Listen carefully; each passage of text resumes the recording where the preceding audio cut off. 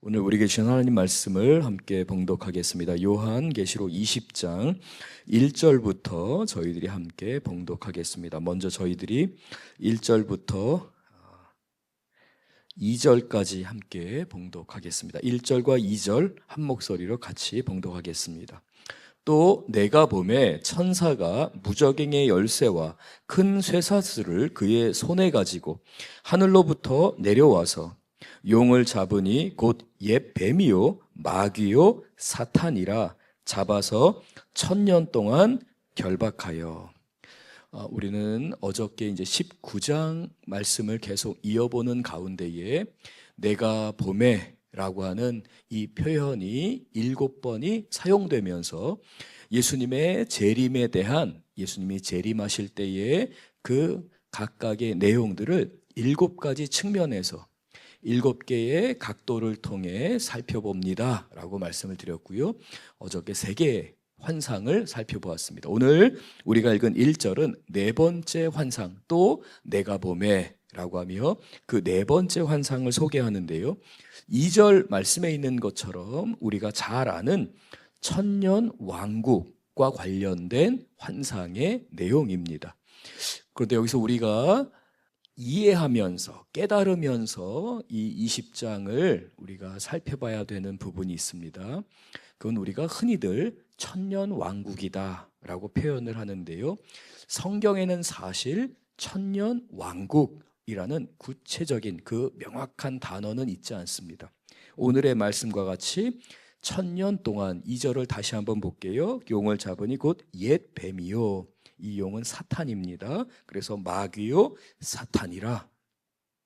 이 사탄이 잡혀 있게 됩니다. 그리고 몇 년 동안이냐면 1000년 동안 결박하셨다.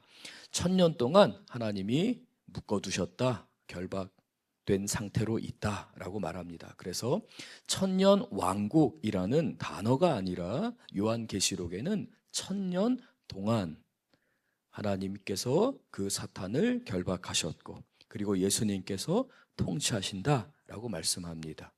그래서 우리가 때로 오해하게 됩니다. 이 1000년 동안이라는 표현 자체가 정확하게 연수로 1000년을 나타내는 것은 아닌가. 그리고 그 1000년의 기간에 예수님의 통치가 이제 하나님의 그 새 예루살렘과 새 땅이 이루어지기 전에, 새 하늘과 새 땅이 이루어지기 전에 이 1000년 동안 다스리는 어떠한 유예 기간, 일정한 기간이 있는 게 아닌가라고 우리가 생각하면서 요한계시록을 살펴보기도 했었습니다. 그 이유를 제가 말씀드렸다시피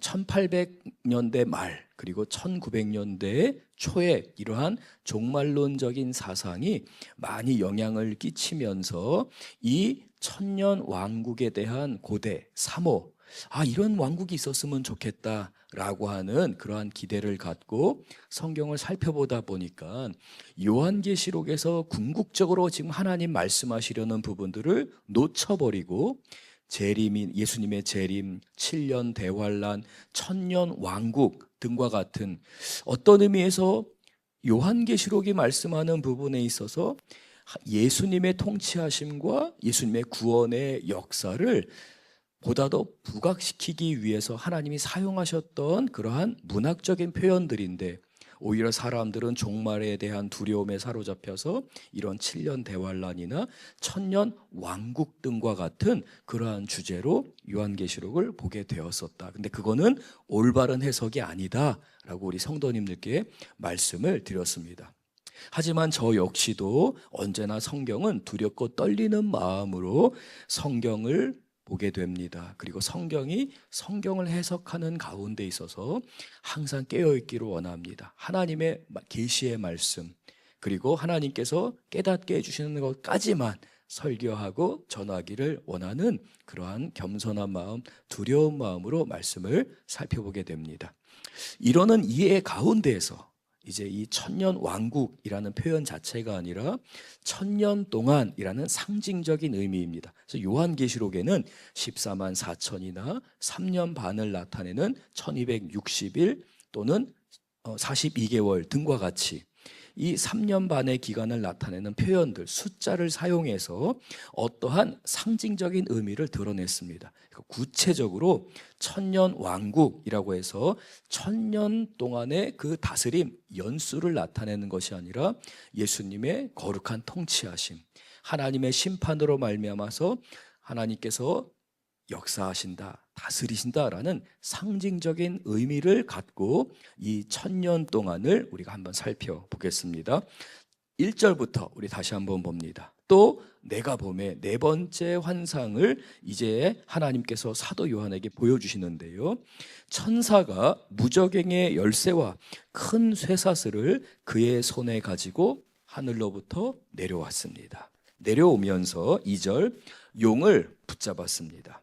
그리고 그 용을 잡으니 그 용은 옛뱀, 마귀, 사탄이라고 했던 하나님을 대적하는 자들의 우두머리입니다. 사탄입니다. 교만하여 높아진 자입니다. 3절, 이 사탄을 잡았습니다. 1000년 동안 결박하여 3절, 무저갱에 던져 넣어 잠궜습니다. 하나님께서 무저갱에 던져 넣어 잠궜다라는 이 표현, 그리고 이어서 그 위에 임봉하여서 몇 년 동안요? 1000년이 차기까지 하나님께서 그들을 사탄을 가두어 놓고 거기에 임봉하였습니다. 막아 놓으셨습니다. 사탄은 무력합니다. 힘이 없습니다. 그래서 예수님께서 통치하셨다라고 말씀하는 겁니다. 예수님이 왕노릇을 하시면서 하나님의 교회가 복음을 전하게 하셨습니다. 세계 곳곳으로 하나님의 복음을 전하게 하셨습니다. 근데 이 복음의 역사, 이 교회의 역사 가운데서 사단을 가두어 두셨습니다. 그리고 그를 무저갱에 가두고 임봉을 하셨습니다. 영향을 끼칠 수가 없습니다. 근데 교회는 공격을 당합니다. 왜 그랬습니까? 하수인이 있었기 때문이에요. 짐승입니다. 정치, 권력, 그리고 종교 지도자들, 거짓 선지자들이죠. 그와 더불어서 이 세상이 죄악 가운데 있었기 때문에 그 사탄은 갇혀 있었습니다. 더 이상 어떻게 할 수가 없었어요. 예수님께서 십자가에 죽으시면서 보혈의 피를 흘리시면서 사단의 머리를 밟으셨어요. 힘이 없어요. 무력하게 됐습니다. 그래서 교회는 복음을 증거했습니다. 이 복음은 전 세계로 뻗어나갔습니다. 그리고 이 복음의 역사 가운데 하나님의 교회는, 그리고 그 복음 가운데 부름받은 하나님의 성도들은 순교하기까지 두려워하지 않고 이 복음을 증거할 수 있었습니다. 예수님이 사단의 머리를 밟으셨기 때문에 그렇습니다. 그럼에도 교회는 계속 공격을 받을 수밖에 없었던 것은 이 세상이 죄악으로 있었고 그의 하수인인 그 두 짐승, 그리고 그에 의한 영향력으로 인해서 성도들이 공격을 받았고 교회가 공격을 받았습니다. 그러나 그 공격을 이겼습니다. 복음을 증거했습니다. 교회는 무너지는 것 같습니다. 문제가 많은 것 같습니다. 이 땅의 교회들을 보세요. 한국 교회이든지 미국이든지 유럽이든지 어디에 있는 교회도 완벽한 교회는 존재하지 않습니다. 얼마나 문제가 많은지 몰라요. 그래서 하나님께서 사도 요한에게 이리 올라오라 라고 하며 천상의 예배를 보여주신 겁니다. 이 땅의 교회는 각각의 문제가 있고 때로는 야, 이게 교회가 정말 이래도 되나? 라는 상황들이 있습니다. 그러나 하나님이 사단을 무저갱에 가두셨습니다. 그리고 예수님께서 통치하시며 역사하십니다. 지금도 다스리고 계십니다. 그래서 예수님이 이와 같은 통치하심 가운데서 이 일을 이루셨다. 1000년이 차도록 다시는 만국을 미혹하지 못하게 하셨습니다. 근데 이제 예수님이 이 사단을 심판하셔야 합니다. 우리가 19장에서 살펴본 것처럼 예수님께서 그 두 짐승을 불태우셨습니다. 심판하셨죠. 이 용에 대한 심판, 다시 한번 말씀드리지만 시간으로 인해서 나오는 것이 아니라 예수님의 재림에 대한 7가지의 관점에서 시간을 초월해서 예수님께서 우리에게 보여주시는 말씀인데요, 더 이상 미혹하지 못했어요. 그래서 교회는 복음을 전했습니다. 바로 우리가 그렇게 살아가는 동안에 감당하고 있는데요. 하나님이 이 사탄을 심판하실 때에 잠깐 놓아두십니다. 3절 우리 같이 한번 읽겠습니다. 그 후에는 반드시 잠깐 놓이리라. 이 말은 사탄이 마음대로 휘젓고 다니도록 그냥 풀어놓는다라는 말이 아니라 이 사탄을 심판하시기 위해서 무저갱에 가둬두셨는데요. 이 두 짐승과 함께 예수님이 재림하시면서 이 세상을 심판하시기 위해서는 잠깐 놓아두시는 거예요. 놓아둔 상태에서 예수님께서 사탄을 심판하십니다. 그를 멸하시는 그 순간에는 잠깐 놓이게 되리라 라는 말씀입니다. 두려움의 말씀이 아닙니다. 사탄이 마음대로 휘젓고 다니면서 옛날처럼 구약의 당시처럼 사탄이 그의 권세를 부리면서 이 하나님의 세상을 하나님의 창조물들을 괴롭히게 놔두겠다라는 말씀이 아닙니다. 하나님께서는 심판하기 위해서 놓아두시는데요. 4절입니다. 이제 5번째 환상 가운데서 이 천년 왕국, 하나님께서 천년 동안 다스리시는 그 통치하심, 다스리심에 대한 측면을 말씀하십니다. 4번째 환상에서는 사탄을 무저갱에 가두셨고 그를 묶어두셨고 완전히 가두시며 거기다 그냥 인을 치셨어요. 꼼짝달싹 못하는 상황입니다. 심판할 때만 잠시 나오게 하시겠다라는 환상을 보여주셨고요.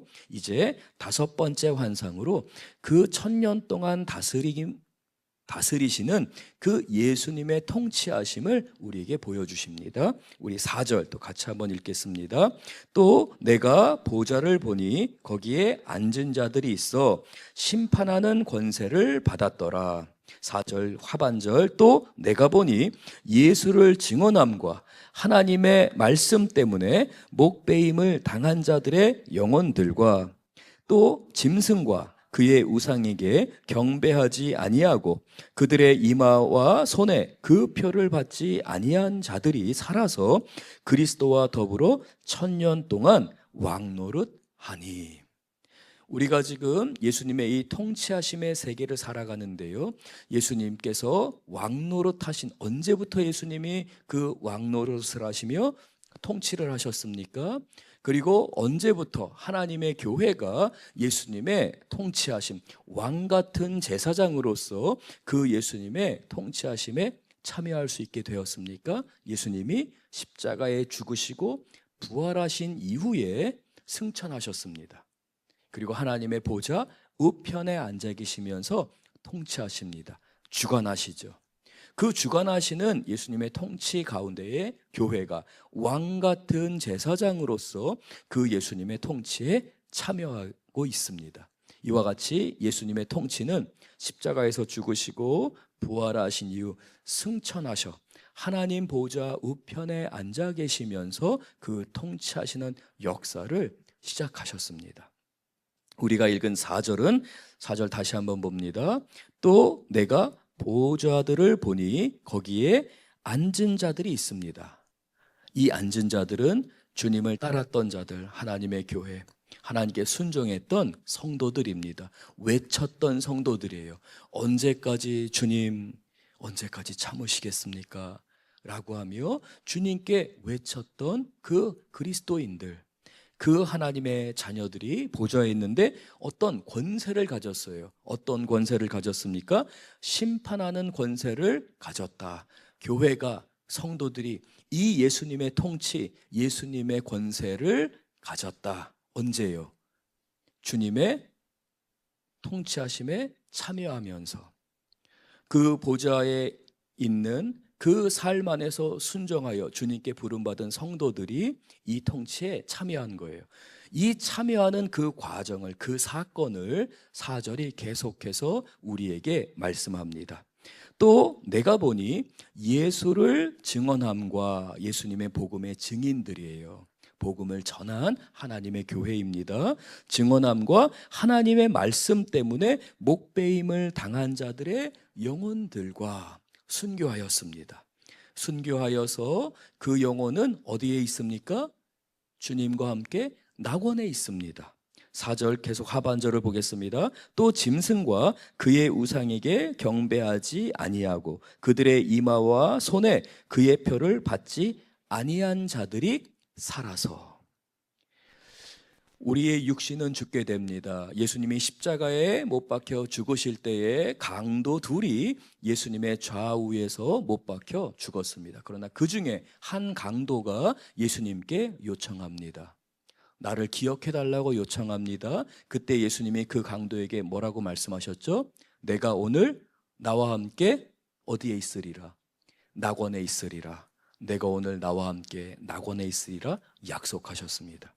이와 같이 예수를 믿는 자들, 예수님께서 택하신 자들은 육체가 죽습니다. 근데 육체는 죽는데 살아나요. 어디가 무엇이 살아납니까? 영혼이 살아서 예수님과 함께 낙원에서 삽니다. 그러면 예수 믿지 않는 사람들은 어떻게 됩니까? 몸과 영혼이 죽게 됩니다. 이게 첫 번째 사망입니다.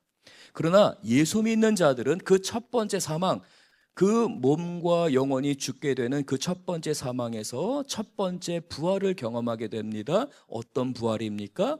영혼이 살아서 예수님과 함께 낙원에 거하는 그 첫 번째 부활을 경험하게 됩니다. 그래서 4절 하반절은 이렇게 목배임을 당한 성도들, 순교를 당한 성도들, 666 그 사탄에게 마음을 빼앗기지 않고 영혼을 팔지 않고 주님의 은혜를 구하면서 이 세상을 그 좁은 길을 가고자 했던 그 생명책에 기록된 하나님의 백성들은 그리스도와 함께 더불어서 1000년 동안 왕노릇을 하게 됩니다. 영혼이 살았기 때문에, 첫 번째 부활을 경험했기 때문에 그렇습니다. 예수님의 그 통치하심에 참여하게 되어서 4절 상반절 처음에 그 보좌에 앉은 자들, 성도들이 있는데 그 성도들에게 하나님이 심판하는 권세를 누리게 하신 거예요. 다스리는 권세, 왕의 통치하심에 참여하게 하셨다. 하나님의 교회의 역사 가운데서 이와 같이 하나님의 성도들, 하나님의 자녀들은 그 육체는 쇠잔해지고 육체는 죽게 되지만 죽은 이후 첫 번째 부활을 경험하며 예수님과 함께 낙원에 거하고 있습니다. 5절 우리 같이 읽겠습니다. 그 나머지 죽은 자들은 그 1000년이 차기까지 살지 못하더라. 이는 첫째 부활이라. 죄인들은, 예수님의 생명책에 기록되지 않은 자들은요, 이 첫째 부활을 경험하지 못해요. 육체와 영혼이 죽어 있습니다. 그저 묻혀 있을 뿐입니다. 오직 그 첫째 부활에 참여하는 사람들은 누구입니까? 바로 그리스도인들입니다. 예수님을 붙잡은 사람들, 그들은 첫째 부활에 참여해서 낙원에 거하는 거예요. 우리 성도님과 제가 이 약속에 우리는 붙들려 있는 것입니다. 예수님께서 우리에게 그 부활을 보여주셨고 그 예수님의 부활에 참여하는 자들, 동참하는 자들이 되었습니다. 그러므로 우리 귀한 성도님들, 내가 얻은 이 구원이 얼마나 소중한지를 오늘 이 아침도 감사함으로 하나님께 아뢰드리며, 죽음을 이기는 첫째 부활에 참여한 이 축복이 나에게 주어져 있음을 기뻐하고 즐거워하며, 오늘의 삶 가운데서도 왕같은 제사장으로서 우리 석천제일교회가, 그리고 하나님의 교회와 하나님의 성도들이 오늘도 예수님의 손과 발이 되어서 이 땅을 섬기도록, 이 땅에 하나님의 은혜를 흘러보내도록 사용하여 주시옵소서 간구하는 우리 귀한 석천제일교회의 우리 교우들 되실 줄 믿습니다. 얼마나 큰 은혜인지 몰라요. 우리는 우리 자신을 보면 나약할 수도 있어요, 연약할 수도 있어요. 아주 작은 존재에 지나지 않을 수도 있습니다. 그러나 하나님 나라에서 우리는 그 하나님의 손과 발이 되는 사람들임을 기억하며 이 첫째 부활에 참여한 자들이 되었음을 기뻐하고 즐거워해야 할 줄로 믿습니다. 계속해서 6절 우리 같이 한번 보겠습니다. 이 첫째 부활에 참여하는 자들은 복이 있고 거룩하도다. 우리를 향한 약속이에요. 우리를 향한 말씀입니다. 이 첫째 부활에 참여하는 자들, 오직 예수 그리스도의 보혈의 공로일 뿐입니다. 예수님이 다 이루어 놓으신 거예요. 예수님이 우리를 위해서 준비해 주신 기림을 우리가 기억하고 감사함으로 예수님 감사합니다. 제가 거룩하게 살게 해주세요. 영적으로 계속 성장하게 해주세요. 예수님, 저는 제 자신을 보면 너무 부족한 게 많습니다. 저는 넘어질 수밖에 없습니다. 그러나 주님이 붙들어 주실 줄 믿습니다. 주님이 우리를 계속해서 성숙하게 하시고 거룩하게 만들어 가시는 것을 기억하면서 기도하는 저와 여러분 되실 줄 믿습니다. 6절 하반절 또 같이 한번 읽겠습니다. 둘째 사망이 그들을 다스리는 권세가 없고 도리어 그들이 하나님과 그리스도의 제사장이 되어 1000년 동안 그리스도와 더불어 왕노릇 하리라 선포하시는 겁니다. 둘째 사망이 그들을 다스릴 권세가 없어요. 둘째 사망은 영원한 죽음입니다. 이 영원한 죽음이 첫째 부활에 참여한 자들, 예수님과 함께 낙원에 거하며 예수님의 다스리심에 참여하면서 왕노릇을 하는 자들에게는 둘째 사망이 영향이 없어요. 그들을 다스리는 권세가 없고 도리어 그들이 하나님과 그리스도의 제사장이 되어서 1000년 동안 이 예수님께서 십자가에 죽으시고 부활하셔 하나님의 보좌 우편에 앉아 계시며 이 교회로 하여금 하나님의 다스리심을 이끄도록 교회가 그 일을 감당하도록 하신 이 1000년이라는 상징을 통해서 지금도 다스리고 역사하시는 그 하나님의 통치하심에서 참여하게 하셨다. 교회가 성도들이 그 일을 감당하게 하셨다라고 말씀합니다. 이제 잠깐 놓이겠다고 말씀하셨었잖아요. 7절 우리 같이 한번 봉독합니다. 1000년이 참에 사탄이 그 옥에서 놓여. 예수님의 재림 때에 이제 그 때가 되었습니다. 그래서 잠시 동안 이제 심판하기 위해서 놓아준 거예요. 마음대로 돌아다니라고 놓아준 게 아니라 무엇을 위해 놓아주셨다고요? 심판을 위해 놓아주셨을 뿐이에요. 하나님이 그렇게 약속하셨고 에스겔 37장에서도 그 약속을 이미 구약의 선지자도 예언했기 때문에 그 예언을 성취하시기 위해서 잠깐 놓아주시는 거예요. 8절 우리 같이 한번 봅니다. 나와서 땅의 사방 백성 곧 곡과 마곡을 미혹하고 모아 싸움을 붙이리니 그 수가 바다의 모래 같으니라. 여기서의 이 곡과 마곡은 에스겔 37장에 나오는 표현인데요, 모든 나라들을 상징하는 표현입니다. 마곡이라는 그 지명 또는 그 지역을 통해서 그 마곡의 왕을 곡으로 묘사합니다. 에스겔 37장의 예언입니다. 이 곡과 마곡은 그래서 이 세상에 있는 사람들, 이 세상을 자기 주관으로 살아가면서 하나님의 나라를, 하나님의 백성들을 대적하는 자들을 나타내는 상징적인 표현입니다.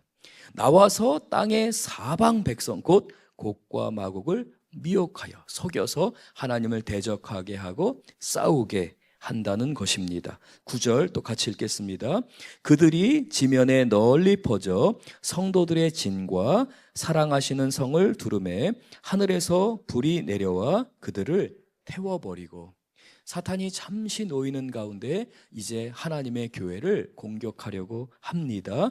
성도들의 진과, 여기서의 이 진은 출애굽 당시에 성막을 중심으로 이스라엘 12지파가 3지파씩 동서남북으로 진을 형성하게 됩니다. 그리고 그 진을 형성하여 머물렀고요, 하나님을 예배할 때는 언제나 이 성막을 중심으로 모여 있었습니다. 그래서 성도들의 진을 공격한다라는 말은 하나님의 장막을 중심으로 동서남북으로 각각 3개의 지파가 있었듯이 성도들의 진을 공격한다, 하나님을 대적하려고 한다라는 표현입니다. 두 번째, 사랑하는 성을 둘렀다, 포위했다라는 이 말은 사랑하는 성은 예루살렘 성을 나타냅니다. 그래서 하나님의 교회를 상징하는 예루살렘 성을 공격하려고 하는데요, 예루살렘 성에는 무엇이 있습니까? 솔로몬의 성전이 있었습니다. 다윗은 그 성전을 건축하고 싶었어요. 그런데 하나님은 허락하시지 않고 솔로몬에게 그 성전을 건축하게 하셨습니다. 어디에다가요? 다윗 성인 예루살렘 성에다가 그 성전을 건축하게 하셨습니다. 이와 같이 하나님의 진과 사랑하시는 성을 두루매라는 말은 이제 교회를 공격하는데, 그 교회를 공격하는 것은 사실은 사탄이 하나님을 대적하는 행위이다. 그래서 하나님이 사탄을 심판하시고 그 사탄을 추종하고 따르는 그 모든 것을 심판하시는 것은 합당하세요? 합당하지 않으세요? 합당합니다. 왜냐하면 단순히 교회를 공격한 것이 아니라 하나님의 교회는 결국 하나님을 향해 대적한 것이기 때문에 하나님이 이 사탄을 잠시 놓아두셔서 합당하신 하나님의 심판이 이루어진다라고 말씀합니다. 10절 같이 읽겠습니다. 또 그들을 미혹하는 마귀가 불과 유황못에 던져지니 거기는 그 짐승과 거짓 선지자도 있어 세세토록 밤낮 괴로움을 받으리라. 어제 살펴봤던 19장 말씀에서 예수님이 흰옷을 입습니다. 피가 묻어있는 옷입니다. 백마를 타고 오셨습니다.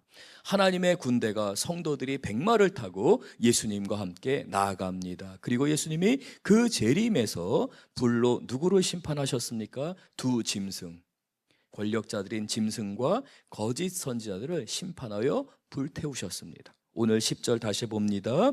또 그들을 미혹하는 그 마귀, 용입니다. 사탄입니다. 불과 유황못에 던져지게 됩니다. 하나님이 불러서 심판하셨다라고 하며 사탄의 세 가지 세력이 이와 같이 온전하게 심판되었고, 이 19장부터 20장까지의 그리고 21장까지에 있는 이 7가지의 환상은 예수님의 재림 때에 있는 하나님의 심판을 7가지의 각도에서 7가지 측면에서 우리에게 이렇게 선포하고 있습니다. 이제 6번째 환상을 우리가 함께 살펴보겠습니다. 11절 같이 읽겠습니다. 또 내가 크고 흰 보좌와 그 위에 앉으신 이를 보니 땅과 하늘이 그 앞에서 피하여 간데 없더라. 땅과 하늘에서 벌어졌던 하나님의 심판을, 예수님의 재림하실 때에 주셨던 그 심판을 보여주십니다. 그 심판은 요한계시록 16장에서 아마겟돈 전쟁을 통해 하나님이 심판하신다, 사탄의 세력들을 가두시고 그들을 죽이신다라고 선포했습니다. 그리고 그 아마겟돈 전쟁에 대한 보다 구체적인 설명을 어저께 우리가 함께 살펴봤던 19장에서 예수님이 재림하시면서 이 짐승과 거짓 선지자들을 불태우시며 심판하셨습니다. 그 환상에서 보여주셨습니다. 그리고 또 다른 측면에서 예수님의 그 심판이 16장에서 아마겟돈 전쟁을 통해 사탄이 완전히 패배하게 되는데, 그 패배하는 장면을 오늘 우리가 읽은 20장 1절에서 10절 말씀을 통해 사탄은 이렇게 패망할 수밖에 없었고 심판받을 수밖에 없었습니다 라고 하며 또 다시 한번 더 구체적으로 설명을 해주셨습니다. 그 설명을 해주신 다음에 11절에서 6번째 환상 가운데 보니까 그 땅과 하늘이 모두 다 없어지게 됩니다. 사라지게 되었습니다. 사도 요한의 환상 가운데서 땅과 하늘은 다 사라지게 되고 큰 보좌에 앉으신 이가 나타나신 것을 보는 겁니다. 오직 그분만이 주인공이 되신 그 환상을 보여주셨는데요. 12절 우리 같이 한번 읽겠습니다. 또 내가 보니 죽은 자들이 큰 자나 작은 자나 그 보좌 앞에 서 있는데 책들이 펴 있고 또 다른 책이 펴 있으니 곧 생명책이라. 두 개의 책이 있는데요. 하나는 어떠한 것이 기록되어 있는 책이고요, 다른 한 권의 책은 생명책입니다. 이와 같이 오직 보좌에 앉으신 하나님만이 나타나시며 이제 책 2권이 놓여 있다라고 말씀하며, 이제 그로 인해서 하나님의 심판의 또 다른 측면들, 예수님의 재림 때에 있는 그러한 하나님의 심판을 보여주시는데요. 12절 하반절 같이 읽겠습니다. 죽은 자들이 자기 행위를 따라 책들에 기록된 대로 심판을 받으니. 이 죽은 자들은 바로 모든 죽어있던 자들입니다. 이 죽은 자들은 육신이 죽었고 영혼이 죽어있던 자들입니다. 이들을 심판하는데 그 책에는 그들의 삶에 대한 모든 것이 기록되어 있다라고 말합니다. 하나님의 백성들은 어때요? 하나님과 함께 낙원에 있습니다. 주님과 함께 낙원에 있으며 예수님의 통치에 참여했던 거룩한 제사장, 하나님의 통치에 참여했습니다. 13절 우리 같이 한번 읽겠습니다. 바다가 그 가운데서 죽은 자들을 내주고 또 사망과 음부도 그 가운데서 죽은 자들을 내주매 각 사람이 자기의 행위대로 심판을 받고. 죽었던 자들입니다. 영혼도 죽어 있었습니다. 그래서 이 마지막 심판을 하게 될 때는 바다가 죽었던 자들을 다 내어주게 되고 사망과 음부도 죽었던 자들을 다 내주게 됩니다. 다시 살아나는데요, 이 다시 살아난다는 표현 자체가 생명을 갖고 살아나기 위해서가 아니라 마지막 최종 심판, 둘째 사망을 하나님이 선포하시기 위해서 바다도 죽은 자들을 드러내고 음부와 사망도 죽은 자들을 내주게 하셨다라고 하나님 말씀하십니다. 14절 같이 읽겠습니다. 사망과 음부도 불못에 던져지니 이것은 둘째 사망 곧 불못이라. 두 짐승을 죽이셨습니다. 사탄을 불로 태우셨습니다. 이제 하나님이 그 사탄의 추종자들, 큰 성 바벨론 666의 정신을 따라 살아갔던, 하나님이 주시는 그 은혜가 아니라 교만하고 거역하며 살았던 그 모든 심판 가운데서 둘째 사망을 선포하십니다. 돌이킬 수 없어요. 그래서 우리는 늘 하나님을 경외함으로 살아가게 됩니다. 하나님께서는 그들의 행위대로 심판을 받게 하셨다. 그래서 사탄과 함께 그 불에 넣으셨다. 15절 같이 읽겠습니다. 누구든지 생명책에 기록되지 못한 자는 불못에 던져지리라. 하나의 책은 그들의 모든 행위를 기록한 책이었습니다. 그래서 하나님께서 둘째 사망에 이르게 하실 때는 그 책에 기록된 대로 합당하게 심판하십니다. 불 가운데, 지옥불 가운데 하나님이 던지십니다. 그러나 옆에는 생명책이 있었습니다. 생명책에 기록된 자들은 오늘 우리가 본문에서 묵상한 바와 같이 축복된 사람들입니다. 하나님이 살리시는 사람들입니다. 바로 저와 여러분인 것이죠. 예수 믿고 살아가는 이 삶이 얼마나 귀한 것인지를 깨닫고 요한계시록을 통해 주님, 이게 얼마나 큰 은혜인지를 더욱더 깨닫게 됩니다. 더욱더 사모하게 됩니다. 주님 다시 오시는 것을 제가 더욱더 사모합니다. 고백하는 우리 귀한 성도님들 모두 되실 줄 믿습니다. 우리 함께 오늘 말씀을 기억하며 함께 부르짖어 기도하기를 원합니다. 저와 여러분은 하나님의 부름 가운데 있는 것을 기억하고 우리는 사탄을 이기는 자들입니다. 우리들은 이길 수 없습니다. 그러나 우리는 이미 승리하는 교회, 이기는 자들이 되라고 하나님이 정체성을 말씀하셨고 예수님을 의지할 때에 이길 수 있습니다. 오늘 말씀을 기억하며 주님, 사탄을 멸하시는 주님, 지혜롭게 도와주시옵소서. 왜? 이 요한계시록에 기록된 말씀을 읽고 깨닫고 지키는 자는 복되다고 하셨는지 주님, 오늘 말씀을 보면서 제가 더욱더 깊이 깨닫게 됩니다. 이 말씀 붙들고 예수님 바라보며 이기는 그리스도인으로서 부름받은 것을 기억하고 기도로, 말씀으로, 성령의 충만함으로 세상 가운데 예수님 증인되게 하여 주옵소서. 고백하는 저와 여러분 되실 줄 믿습니다. 더욱더 믿음으로 우리 각자의 기도 제목을 부르짖으며 기도하고요, 우리 고등부 수련회 내일부터 시작됩니다. 함께 기도해 주시기를 부탁을 드리겠습니다. 주일 사역을 위해서도 기도해 주시고요,